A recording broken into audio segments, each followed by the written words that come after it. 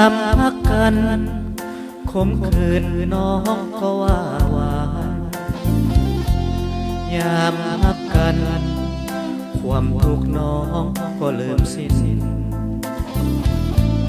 เข้าขาดแรงแกงขาดหม้อน้องบ่ทวินผักหญ้าน้องก็จะกินจอมดอยน้องก็จะอยู่หากมีอายอยู่แห่งนั้น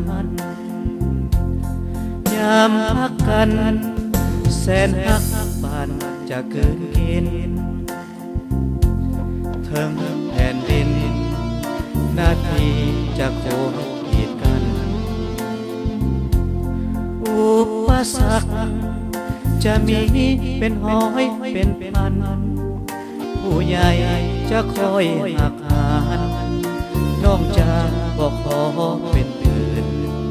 สิ่งเดียวก็จะทนเอาอำนาจแห่งความรักหนักเกินแผ่นดินแผ่นฟ้าแม่น้ำพื้นพัดสุดสาว่าเลิกบ่ถึงใจเฮาผู้พาหินแผ่นลานหนักลังเทียบใส่ยังเบาอยู่ไกลหอมห้วยภูเขาแห่งหักยังทรงเพิ่งอยู่ย้อนหักนั้นบ่เจิดจางยามพักกันนรกก็เป็นสวรรค์ยามสั่งกันสวรรค์ก็เลยอ้างว้างนัวหวานมันก็กลายเป็นจืดเป็นจางความรักก็เป็นบาดหมางเอาแน่บ่ได้ดอกรัก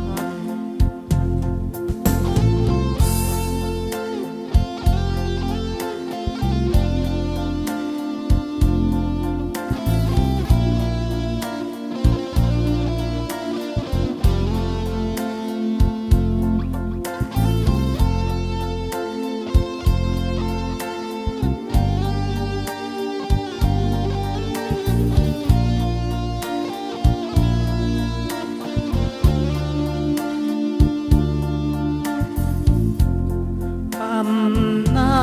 จแห่งความรักหนักเกินแผ่นดินแผ่นฟ้าแม่น้ำพื้นพัดสุดฟ้าว่าเลิกบ่ถึงใจเฮาผู้พาหินแผ่นลานหนักลังเทียบใส่ยังเบาอยู่ไกลหอมห้วยภูเขาแห่งหักยังทรงเธออยู่ย้อนหักนั้นบ่เจืดจางยามพักกันนรกก็เป็นสวรรค์ยามสั่งกันสวรรค์ก็เลยอ้างว้างนัวหวานมันก็กลายเป็นจืดเป็นจางความหักก็เป็นบาดหมางเอาแน่บ่ได้ดอกรัก